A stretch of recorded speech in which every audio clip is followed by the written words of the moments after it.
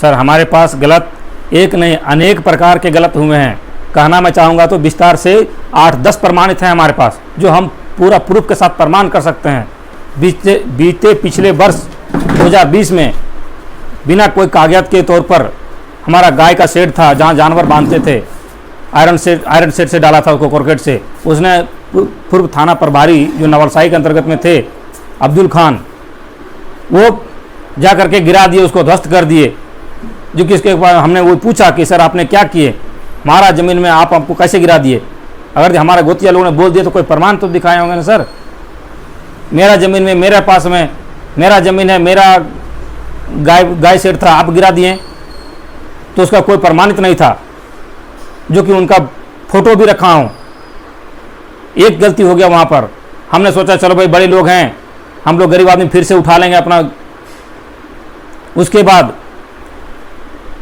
बाद जून के महीने में हमने आपस में थोड़ा गोतिया लोग से हिस्सेदारी के ज़मीन के मामले में थोड़ा सा तू में हुआ, जो कि सिर्फ औरतों लोग से हुआ था, बाती ही हुआ था बस। कोई मारपीट नहीं, कोई झगड़ा नहीं। रिश्ते में चाची लगती थी, रिश्ते में कोई भसुर लगता है, इस तरह से हम लोग में से थे। उसने हमारा चाची लोग को थाना में गई, थाना में नवलसाही थाना अंतर्गत आते हैं, नवलसाही थाना में गई। उस टाइम वहाँ पर अब्दुल खान जी थाना प्रभारी थे। वहाँ पे जाने के बाद में 8-10 ग्रामीणों के साथ में बुलाया गया था, हम लोग भी गए थे, हमारे चाची लोग भी गई थी।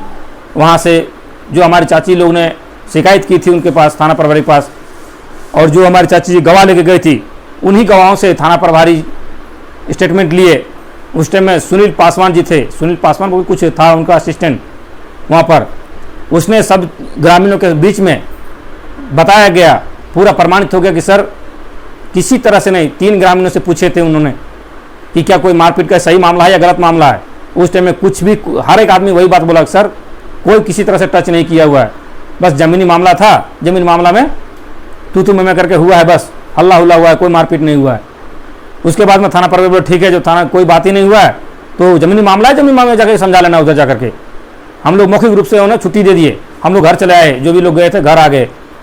लेकिन उसी बीच में हमारा एक गोतिया से विरोधी पार्टी होता है, जो जितेंद्र यादव पिता जागो मातो है, जो बाराडी ग्राम में आता है, और एक महेंद्र यादव जो हमारे बिचले दादाजी के बेटा में से हैं, उन्होंने जाकर के उसे वही डेट को, हम लोग को कोई पता नहीं है, जाकर के सीधा केस नंबर 49-20 लगा दिए।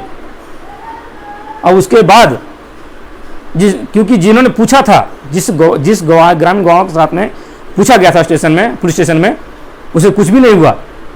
फिर गवाह को चेंज करके 49-20 केस को बना दिए थाना प्रभारी जी ने, लेकिन हमको कोई सूचित नहीं था। हम ये कहना चाहता हूँ कि अगर वो गलत नहीं है, सरकार अगर गलत नहीं कर रही थाना प्रभारी, तो फिर हमको मौखिक रूप से क्यों वहाँ पर भेजे, जिसका प्रमाण 4-5 आदमी जो भी गए थे हमारे, वो भी हैं, साक्षी हैं, बुजुर्ग लोग हैं, कुछ नौजवान लोग हैं।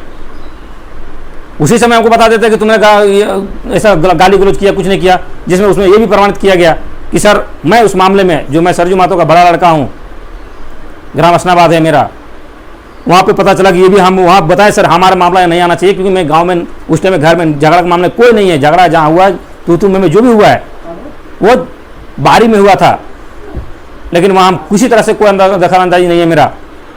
वो चीज़ जानते हुए भी घर भेज दिए, और वहाँ पर भी धमकी दिए थे कि तुम चाची से बोलता है, बदतमीजी करता है, ये करता है, वो करता है, मार देंगे, हड्डी उड्डी तोड़ देंगे तुम लोग को, ऐसा गलत करते हो। हमने ये भी बात बोला थाना प्रभारी को कि सर स्टेटमेंट तो सामने में है, हम वहाँ था ही नहीं तो उसको गाली गलौज कैसे करेंगे, रिश्ते में मेरी चाची लगती है, हम कैसे उसको गाली गलौज करेंगे, नहीं तो प्रूफ तो कीजिए। कोई हमने कुछ नहीं किया है, ये सब जो भी था वो कोई साक्षी नहीं है सर, हमने कुछ वैसा दुर्व्यवहार नहीं किए हैं। असल में तो मैं था ही नहीं वहाँ पर, जो हमको हमारे को इल्ज़ाम लगा रहे हैं। इतना होने के बाद में भी मौखिक रूप से घर भेजे, फिर 49-20 केस चल गया। अब ये चीज़ को जिसने गवाह बनाया, जिस पार्टी को गवाह बना दिया, मेरा विरोधी आदमी को, जितेंद्र यादव को, उसने ये चीज़ अन्याय देख करके, देखिए इतना मेरे पास आवेदन पड़ा हुआ है ये चीज़ का। उसने जून महीने में साइकिल छीन लिया मेरे पास। फिर पिताजी मसमौना चौक से घर आ रहे थे सुबह समय में, उसने साइकिल छीन लिया अपना द्वारी पर, क्योंकि उसका रोड के बाजू में उसका घर होता है। वहाँ पर पूरा ग्रामीण लोग मिल करके अपना गाँव पूरा, मतलब क्या बोलते हैं, माई बहन भाई जो भी थे मिलजुल करके मेरा पिताजी का साइकिल छीन लिए। उसमें पैसा भी था, लेकिन भीड़ भाड़ में पता नहीं पैसा भी उन लोग छीन लिए, क्या कर दिए पता नहीं, पैसा भी नहीं था मेरे पिताजी के पास में। वो कैसे भी घर आए, थाना में रिपोर्ट किए, सर इस तरह से मेरे पास घटना हुआ। लेकिन थाना प्रभारी अब्दुल्ला खान जी ने उन्हें ना रिसीविंग दिया ना कुछ। हमारा पिताजी गाँव वाले थे, हम लोग को पहले पता नहीं था कि थाना से रिसीविंग मिलता है। उसने रिसीविंग नहीं दिया, कुछ भी नहीं किया। बोला ठीक है चलो मैं मामला जांच में आता हूँ, तुम जाओ निकलो वहाँ से, आता हूँ। फिर क्या साठ गांठ गया क्या नहीं, हमारा कुछ इंक्वायरी भी नहीं हुआ, कुछ नहीं हुआ। उसके दूसरे दिन में धान रोपा हुआ मेरा खेत था, उसके नीचे जितेंद्र यादव का खेत था, उसने ट्रैक्टर से मेड़ धसा करके और रोपा हुआ धान में हल चला करके अंदर घुस गया वो, जिसका हमने सूचना दिया उनको, फिर भी कोई कार्रवाई नहीं हुआ। ये चीज़ मसमोना के चौकीदार आते हैं, चौकीदार के द्वारा भी रोका गया था कि तुमको थाना प्रभारी कल वहाँ पर बुलाया इन्फॉर्मेशन के लिए, क्या सही है क्या नहीं है। उसी समय में जितेंद्र यादव ने बोला कि पहले फिर जाऊँगा और फिर जोतूंगा पहले अपना खेत, फिर वहीं घुसाऊंगा वही जगह में, उसके बाद ही कुछ होगा सो देखा जाएगा। इतना बात चौकीदार के सामने में भी वो बोला। फिर भी कल सुबह वापस जब गया तो हम वहाँ पर हम घर में नहीं थे, वहाँ पर मेरा भाई लोग रोके, जो स्टेटमेंट हमको बता रहे थे। हम तो बाहर आंध्र प्रदेश में था। वहाँ पर जब गया तो बोला गया कि भाई ऐसा मत करो, तुम्हारे पास क्या कसूर किया है जो कि तुम ऐसा धान में करेगा। ऐसा रोके उसको कि वापस नहीं जाने देंगे अपना खेत में, रोपा हुआ धान में तुमको नहीं जाने देंगे, मेड़ धसा करके। उसी बीच में उनको तो पूरा थाना प्रभारी से सहयोग था ही, क्योंकि वो 49-20 केस में लगा दिए, उसका प्रमाणित था। ऊपर से साइकिल छीन लिया, उसका कोई नहीं था, तो इसको तो थाना प्रभारी की तरफ से फुल सपोर्ट था। उसने उसी बीच में लड़ाई मारपीट कर दिया, जिसमें मेरा भाई शंकर कुमार यादव है, उसका सर फट गया, बाएं हाथ की उंगली टूट गई, उसका भी जाकर के रिपोर्ट लिखा है। ये सब 19-20 तारीख ऐसा करके 19, 20, 21, 22, 23 आए दिन का, जिसका हमारा हर चीज़ का आवेदन दिया हुआ है। कुछ कुछ का रिसीविंग नहीं दे रहे थे पहले, लेकिन कोई मामला ना देख करके फिर एसपी साहब के पास जब आए, एसपी साहब से कंप्लेंट किए कि मेरा ना रिसीविंग दे रहा है ना साइकिल दे रहे हैं, क्या हो रहा है। तो जब दोबारा हमने आए वापस, तब जाकर के रिसीविंग देने लगा थाना से। यहाँ से जब फोन किया रिसीविंग क्यों नहीं दे रहे बोल करके, जो कि इसका हर एक तरह से है। एक आवेदन है, 2 आवेदन है थाना का। देखिए ये आवेदन हो गया 22 का है, 10/4 का है। इस तरह से बहुत तरह के कितने आवेदन हैं जो समझ में नहीं आता मैं किस किस का आवेदन क्या करूं। उसके बाद फिर जिला उपायुक्त डीसी साहब को भी पास गए, वहां भी बोला गया कि उसके पास मामला जांच कर रहे हैं, देख रहे हैं, जांच कर रहे हैं, देख रहे हैं। फिर उसके मड़ुआ काटने का सीजन आ गया, धान रोपने के बाद तो कर ही दिया। 15 दिन तक लगभग ऐसे परेशान करते रहा हमको, जितेंद्र यादव के पूरा परिवार मिलकर के लाठी डंडा के साथ, जो उसका वीडियो भी एसपी साहब को भेजा गया। सर आवेदन में अगर ये झूठा होता है तो वीडियो देखिए। अब्दुल खान को सर को भी दिया गया, लेकिन वापस उल्टा हम ही को बुलाते रहे, थाना पे आओ, थाना पे आओ, थाना पे आओ। उसको भी बुलाते हैं, लेकिन वो ना थाना पे, जितेंद्र यादव ना थाना पे जाता था, वो अपना आराम से घर में काम करता था, खेत में धान रोपता था, हमको वापस थाना में बुलाते थे। इस तरह से आगे पीछे रोज का टॉर्चर करते 15 दिन तक ऐसा ही चला। धान का सीजन खत्म हो गया, मेरा खेत खाली रह गया। उसके बाद फसल काटने का समय आया, मड़ुआ का फसल। उस टाइम में भी इसी तरह से करने लगा। मड़ुआ फसल काटने के समय में लाठी डंडा लेकर के दौड़ती थी, नहीं काटने दिया। इस मामले को फिर एफआईआर आवेदन दिया थाना प्रभारी को, लेकिन कोई सुनवाई नहीं होता था। जबकि फिर एसडीपीओ साहब उस टाइम राजेंद्र प्रसाद जी थे, उसने फिर जाकर के उनको सूचित किया। फिर ऐसे डीसी साहब के पास गए, तब जाकर के हमको मड़ुआ काटने का हुआ, मड़ुआ काटने का मिला हमको। इतना अन्याय कर रहे हैं, एक भी एफआईआर हमारा सही से ढंग से नहीं हो रहा, ना हमको सुरक्षा मिल रहा है ऐसा पुलिसकर्मी से। इस बात को लेकर के अब तक मैं वही झेल रहा हूँ, 2 बार 3-4 बार है पुलिस अधीक्षक के पास में, पुलिस अधीक्षक के पास 7/6 का है 2021। एक आवेदन हर एक अलग अलग डेट का है, सब अलग अलग डेट से किया गया है। इंग्लिश में है, कुछ हिंदी में है, सब अलग तरह से आवेदन है।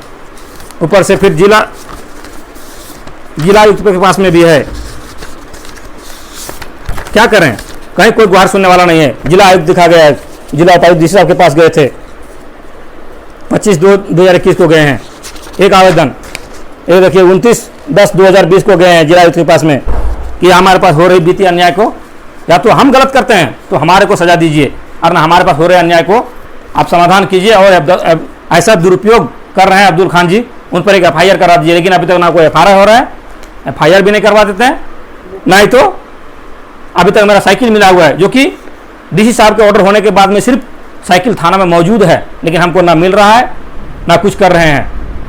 और अब बीते वर्ष अभी फिर 10 अप्रैल में भी, अभी अप्रैल चौथा महीना में भी फिर एक बार धमकी दिया जितने ज़्यादा उन्हें पूरा घर परिवार को, उसका रिपोर्ट भी थाना में भी दिखाए हुए हैं।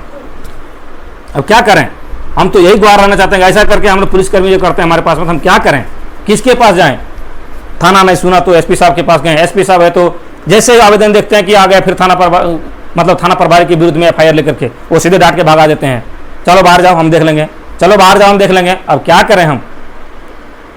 फिर डीसी साहब के पास 2 बार भी गए, कोई उपाय नहीं हो रहा है, मेरे पास कुछ भी सहायता नहीं मिल रहा है। और उधर का जो काम है उसका तो जारी रहता ही है। यही हम कहना चाहते हैं कि अगर भी हम सरकार से यही निवेदन करते हैं, जो भी हमारे ऊपर सरकार हैं, या तो मुख्यमंत्री जी हैं या तो फिर जो भी हैं, मुख्यमंत्री जी हैं, जिला कार्यालय हैं, जो भी कुछ भी हैं, हेमंत सोरेन जी हैं, जितने भी ऊपर हैं मतलब हमारे उच्च अधिकारी लोग, सबके पास यही हम विनती करते हैं कि या तो हमको सजा दीजिए या फिर अब्दुल खान के ऊपर सजा एफआईआर करिए। और हम क्या कहें, किसके पास जाएं? अगर हम कुछ गलत करता हूं तो हमारे ऊपर तुरंत एक्शन हो जाता है। हमारा भाई ने कुछ नहीं किया था, एसपी साहब के पास जांच कर ही रहा था सितंबर महीने में 49-20 केस के मामले के, सर ये तो झूठा आरोप लगाया गया है, इस तरह से आवेदन दिया था। हर चीज़ एसपी साहब को ज्ञात होने के बाद भी 16 सितंबर को बेल 49-20 केस के बेल के मामले में सर मेरा भाई सत्यनारायण को थाना पे बुलाए, फिर क्या साठ गांठ के पता नहीं, झूठा आरोप लगा करके जेल भेज दिए। जेल में वहाँ पर पूछा गया, वहाँ पर कोई बात नहीं, फिर बेल कराने के बाद 1 हफ्ता लगा समय, फिर बेल करके बाहर आए। परेशानी तो हमको हो रहा है ना, हर एक परेशानी देने के बाद उनको परेशानी का झेलना पड़ता है, लेकिन कहीं कुछ सुनवाई नहीं होता है। ओनली झूठा आरोप। हमारे अब्दुल खान जो थाना प्रभारी पूर्व थे, वो जो अभी जयनगर में हैं, और हमारे कोडरमा के एसपी साहब, ऐसे पुलिस अधिकारी रहेंगे ना। हम तो इतना ही हम कहना चाहता हूं कि हमें खुशी इस बात की है कि ऐसे पुलिसकर्मी का सुरक्षाकर्मी हमारे बॉर्डर पे नहीं है, वरना कब का मेरा आजाद भारत नहीं रहता। और दुखी इस बात से हूं कि मेरा बदनसीब हूं जो मैं जहां इन दोनों का पोस्टिंग है उस क्षेत्र के अंतर्गत मैं आता हूं, जो गरीब लोग के पास जिसकी लाठी उसकी भैंस, जिसकी पैसा उसकी न्याय, जो गरीब है उसका गलत, जो गरीब है उसका ही गलत। इन लोगों को सिर्फ पैसे वाला ही नजर आते हैं सही, खाली आवेदन देने से कोई फर्क नहीं पड़ता है। आवेदन है, पन्ना है, डाल दिए, जाओ। क्या करें ऐसे में? ये 1000 बार जीने से, 1000 बार मार खाने से अच्छा है कि एक बार आत्महत्या कर लेना भी उचित लगता है, लेकिन आत्महत्या करने से इनको कोई फर्क नहीं पड़ता है। इनको सिर्फ कौन सा है, कहां से पैसा मिलता है, बस बात खत्म करो, होता है होने दो। ये तो सिर्फ ये अपना कार्रवाई नहीं करके सिर्फ एक ही बात करते हैं जो नायक में किया हुआ अमरीश पुरी ने, दोनों पार्टी मेरा, ये लड़ता है लड़ने दो, मरता है मरने दो। ऐसा होने से गरीब आदमी क्या करेगा, कहां जाएगा? ऐसी सरकार रहेगी, बाद में बोलते हैं कि बस हम लोग जनता की सेवा करते हैं, ये खाकी वर्दी में होने के लायक लोग जनता की सेवा करने के लायक नहीं है। आदमी इनसे डरता है कि हम क्यों जाए पुलिस के पास में। अभी हमारे पास कोई गवाह नहीं है, कोई बेल करने के लिए। एक तो 49-20 केस के बेल कराने चक्कर में आए, लेकिन जो कोई इंक्वायरी नहीं देखा, तो अभी आदमी बेल देने से कतराते हैं कि भाई तेरा साथ देंगे तो कल मेरे पास भी कुछ कर सकता है वो, क्योंकि तुम्हारा अन्याय अभी तो तू गुहार लगा ही रहा है यहां से वहां, कोई तुम्हारा सुनवाई हुआ? जिसकी लाठी उसकी भैंस, बस। हम क्या कहें ऐसे आदमी को? कैसे जीना पड़ता है? बाहर से फिर हमको तंग होकर के घर आना पड़ता है। इस बार आए हैं, यहाँ पे बैठे हुए हैं, रोजगार की तो उतना ही है, कहीं एक जगह कमाते हैं, पेट भरते हैं। इन लोग को तो मोटा दक्षिणा चाहिए। उसी समय अभी जो थाना नवलसाई थाना के अंतर्गत में आते हैं अमित कुमार जी, वो अभी असिस्टेंट के रूप में है, अमित कुमार, उन्हें सीधी सी बात बोलते हैं, भाई कुछ खर्चा वर्चा करोगे? जिधर मेरा वो चीज किधर लेके गए थे, साइड में, जिधर वो पुरानी गाड़ियों का जो पकड़ के रखे हुए उधर साइड में, क्या कुछ खर्चा वर्चा करेंगे तो समाधान हो जाएगा। लेकिन अफसोस उस बात का है कि हमें उचित पता नहीं था, लेकिन ईमानदारी रूप कहता हूं कि मेरा पिताजी यही बात बोले थे। इस तरह से वो बोलता है, हमारे पास न रहे तब ना करूं, 2 वक्त की रोटी कहां से खाऊं? 10 गो आदमी हम लोग, 10 परिवार आते हैं, 10 गो जानवर हैं। पहला साल भी खेत खाली हो गया, इस बार भी खेत खाली लगता है ऐसा उम्मीद रहा, तो इस बार भी खेत खाली रह जाएगा मेरा, और परताना उसका चालू है। हम तो यही न्याय चाहते हैं कि या तो हमें न्याय दिला दीजिए, या तो फिर हम प्रशासनिक तौर पर यह भी हमको कर दीजिए कि तुम्हें किसी तरह का कोई कंप्लेंट नहीं करूंगा, अपना हम मर्जी है, जंगली जीवन जी लो, हम अपना जंगली जीवन भी हम जी लेंगे, अपना सुरक्षा हम खुद ही ढूंढ लेंगे, नहीं तो फिर हम मर जाएंगे या मारा जाएंगे, हम किसी को कुछ बोलने नहीं जाएंगे। ऊपर से घूमते हैं, आते हैं, कोर्ट जाते हैं, यहाँ थाना आते हैं, वहाँ जाते हैं, यहाँ आते हैं, किस का करें? अपने पेट भरने से गुजारा नहीं चलता है, ये इतना खर्च कहाँ से उठाएं? हम तो यही सबसे रिक्वेस्ट करना चाहते हैं कि इस तरह से रहा इतना इतना FIR लेकर, इतना इतना कागज लेकर के हम घूम रहे हैं, लेकिन कोई सुनवाई नहीं है। तो सब लोग से यही विनती है मेरा कि प्रशासन, कुछ कुछ ऐसे प्रशासन हैं जो हमारे साथ इतना